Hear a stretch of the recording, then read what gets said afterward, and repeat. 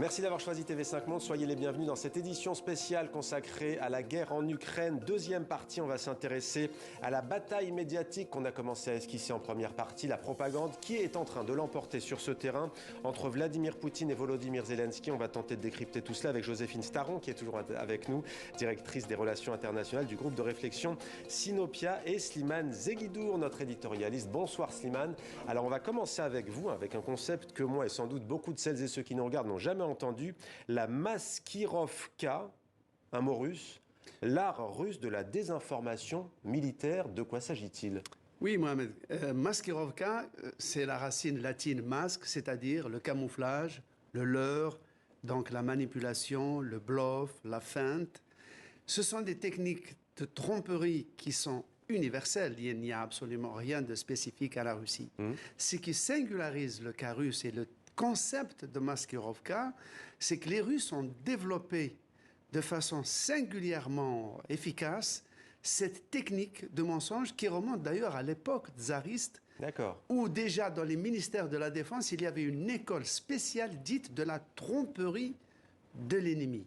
C'est-à-dire qu'il s'agit d'investir le champ de l'information, de la connaissance, du renseignement comme un véritable champ de bataille, et donc de jouer avec toutes les armes, le bluff, les fausses vérités, les demi-vérités, l'intoxication, pour brouiller l'esprit de l'ennemi et le conduire à prendre des décisions parfois même contraires à son intérêt. Les soviétiques ont développé cette théorie en créant un département de désinformation. Le mot désinformation est une invention du KGB. Et ensuite, cette technique a été mise à l'épreuve pendant la Deuxième Guerre mondiale, pendant la guerre froide, et jusqu'à aujourd'hui, par exemple, la prise de la Crimée par ces hommes verts, des soldats des forces spéciales russes qui n'avaient aucun écusson, aucun insigne, ils étaient tous masqués sans qu'on sache à quelle armée ils appartenaient. Une réaction peut-être, on vous va écouter attentivement. Vous connaissez cet art de la désinformation ? Je ne connaissais pas le mot, mais effectivement, on voit que c'est un sport national que maîtrise bien Vladimir Poutine aujourd'hui.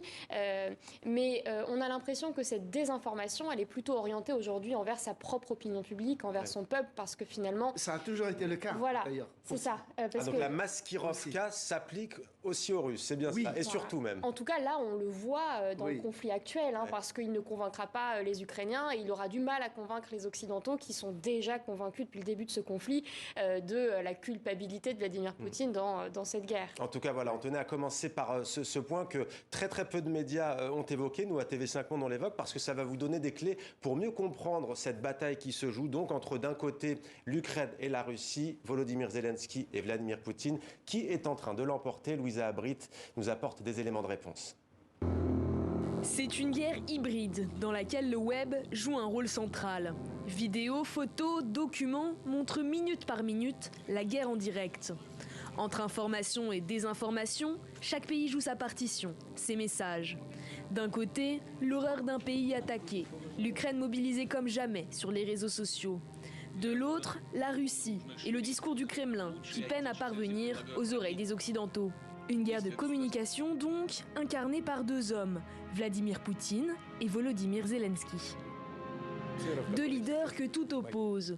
L'un communique à travers de ponctuelles allocutions depuis le palais présidentiel, dans un cadre télévisuel plutôt classique, tandis que l'autre partage des vidéos plusieurs fois par jour. Si le décor change, l'uniforme militaire reste le même. Souvent en format selfie, il se filme à hauteur d'homme, instaurant alors une proximité avec son audience. Quand Poutine est toujours seul ou éloigné de ses collaborateurs, Zelensky apparaît entouré de sa garde rapprochée et n'hésite pas à montrer qu'il se met en danger. Les canaux de diffusion sont eux aussi différents. Si le Kremlin préfère la télévision d'État, l'Ukraine joue le jeu des réseaux sociaux. Dès le début de la guerre, Fedorov, le vice-premier ministre ukrainien, demande de l'aide aux géants du numérique. Pendant ce temps, Vladimir Poutine met le pays sous cloche. La plupart des réseaux sociaux sont désormais inaccessibles. À la télévision d'État, on ne dit pas le mot guerre, mais opération spéciale. Sur la scène internationale, le verbatim est lui aussi fermement contrôlé.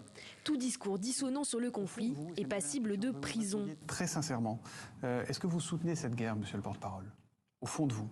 Vous savez, c'est pas une guerre, c'est une opération militaire. Volodymyr Zelensky, quant à lui, joue le rôle de sa vie avec une communication ciselée. Face au Parlement étranger, les éléments de langage sont choisis, historiques et émotionnels. J'ai une nécessité, protéger notre ciel.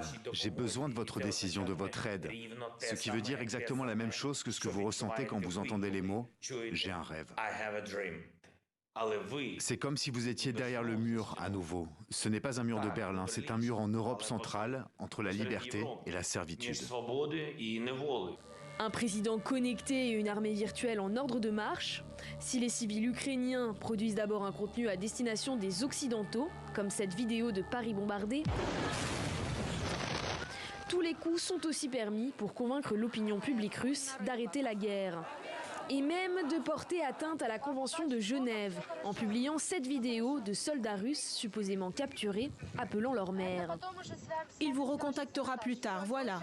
Il est là maintenant, sain et sauf. Dis-lui au revoir.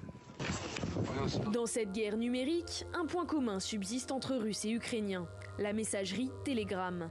L'application russe semi-cryptée est devenue le canal de communication de la guerre en Ukraine. Très populaire dans les deux pays, elle donne la possibilité d'échanger par message privé ou de s'abonner à des chaînes de diffusion de contenu. Des informations en temps réel, mais non vérifiées. La plupart des images de bombardement sont filmées par l'armée ukrainienne et transmises au reste du monde par Telegram. L'accès des journalistes aux lignes de front est très difficile, verrouillé par les équipes de communication ukrainiennes. L'issue de ce conflit, après ce qu'on vient de voir, selon vous, elle se joue aussi et surtout sur le terrain médiatique ? Oui, parce qu'il y aura une issue militaire qu'on ne peut pas anticiper pour le moment, mais il y aura aussi une issue en interne pour Vladimir Poutine. Imaginons que la guerre continue de s'enliser, comme c'est le cas actuellement, et que le conflit perdure sans grande victoire du côté russe. Eh bien, Vladimir Poutine va devoir se justifier auprès de sa population, une population qui souffre d'ores et déjà des conséquences des sanctions économiques et commerciales, qui sont très importantes, c'est les plus importantes que la Russie ait jamais connues, et une population qui s'interroge de plus en plus sur la légitimité de cette guerre, parce que plus personne ne croit dans le terme d'opération militaire spéciale. Volodymyr Zelensky, ex-comédien, diriez-vous qu'il joue le rôle de sa vie, et pourquoi, si c'est le cas, est-il en train de l'emporter ? Alors, je ne sais pas s'il joue un rôle, mais en tout cas, on va dire, il arbore très bien le costume du président résistant, prêt à tout sacrifier pour son pays. Ce qu'il montre, c'est qu'il est le visage, aujourd'hui, le symbole de la résistance. Et pourquoi il l'emporte ? Parce qu'il utilise des méthodes de communication qui sont assez modernes. Des codes modernes. Quand on a un Vladimir Poutine qui est avec ses drapeaux, avec son bureau, seul, toujours seul. C'est le logiciel soviétique ? C'est le logiciel soviétique qui est un peu daté, alors qu'on a un Zelensky qui fait des selfies, qui se montre en train, non pas en costume cravate, mais en tenue de guerre, donc prêt à l'action. Et finalement, on voit ce contraste. Alors, est-ce que ça joue en faveur de l'un ou en faveur de l'autre ? En tout cas, pour l'opinion internationale, ça joue en faveur du président Zelensky. Est-ce que c'est une erreur ou pas d'utiliser lui aussi parfois des mots, disons-le clairement, excessifs ? Un bombardement, si terrible soit-il, quand il tue des civils, ce n'est pas un génocide. Or, les Ukrainiens utilisent aussi ce mot. C'est pour répondre aussi, là encore, en miroir à Vladimir Poutine qui parle de dénazification ? Oui, dans les deux cas, on est dans une exagération d'un point de vue des mots. Les mots ont un sens. Et un rappel constant à la Seconde Guerre mondiale.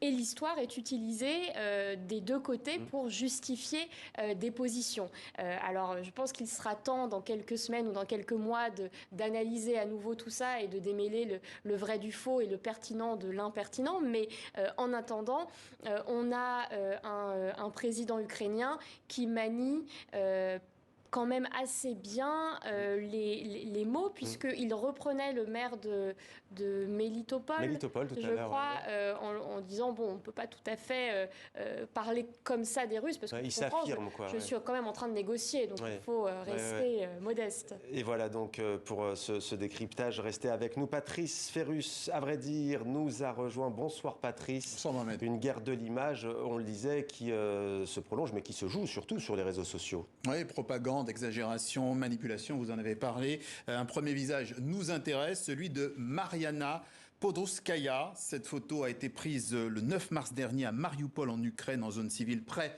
d'une maternité bombardée. Cette jeune Ukrainienne enceinte et blessée quitte les lieux dévastés, mais sur Twitter, des comptes officiels russes ont soutenu que ses blessures et sa grossesse étaient une mise en scène. Et le fait que cette jeune femme soit une influenceuse beauté, une professionnelle des médias et de l'image, eh bien ça a bien aidé. Écoutez. En fait, vous sélectionnez l'élément d'information qui vous confirme dans votre opinion, à savoir qu'elle était une blogueuse célèbre. Donc, du coup, vous en tirez la conséquence que forcément, c'est une mise en scène. Tous les autres éléments sont mis de côté. On est face à des personnes qui sont très exposées sur les réseaux sociaux, donc il est très facile aussi pour le parti adverse de détourner des images. Alors c'est facile, oui, si on ne va pas plus loin, c'est généralement le cas pour une grande majorité d'internautes, mais en fait, on le voit, il s'agit d'une photo de presse. Un rapide coup d'œil sur les publications de Mariana Podolskaya permet de vérifier qu'elle était bien enceinte et qu'elle a même accouché il y a quelques jours, Mohamed. Et la propagande pro-russe, Patrice, reprend aussi des images sur Telegram où l'on voit deux personnes, dont une ensanglantée, mais qui reste souriante. Oui, ce sont des acteurs présentés comme payés par l'État ukrainien pour faire croire que les frappes militaires sont dans des zones civiles. Oui, et ces images ont été postées en décembre 2021 sur les réseaux sociaux par une société de production cinématographique, mais elles n'ont rien à voir avec la guerre. C'est une fiction ukrainienne tournée il y a un peu plus d'un an. Et vous allez le voir, on devine, si vous êtes très attentif, la comédienne ici en question dans un extrait publié sur Vimeo. Regardez sur votre droite, c'est elle qui c'est une figurante.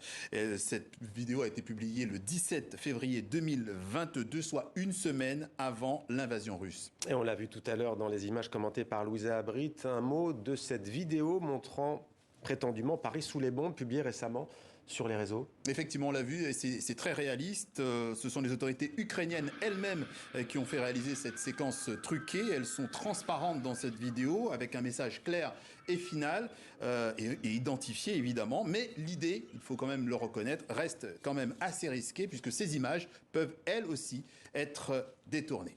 Merci beaucoup Patrice, à vrai dire, en condensé et plus longuement sur les réseaux sociaux. Tout à l'heure, il nous reste une petite minute, Joséphine Staron. Vous le disiez, le président Zelensky maîtrise les codes et en même temps, il recevait pas plus tard qu'hier ou avant-hier, il me semble, 3 ministres européens, dont celui de la Pologne. C'est-à-dire qu'il prend ses responsabilités. Oui, et puis surtout, Zelensky est aussi dans le coup d'après. Il y a des négociations qui sont en cours tous les jours, des pourparlers avec des émissaires russes, des émissaires ukrainiens. Et à un moment donné, il va bien falloir que l'un comme l'autre fasse des concessions pour sortir de ce conflit. On n'imagine pas qu'il y ait tout d'un coup un grand gagnant. Et ça a déjà commencé puisque le président Zelensky a reconnu que l'Ukraine n'entrerait pas dans l'OTAN. Merci beaucoup, Joséphine Staron, d'être venue nous apporter des clés de compréhension. Merci à nouveau, Patrice. Merci. Voilà donc pour cette édition spéciale consacrée à la guerre en Ukraine, 22e jour.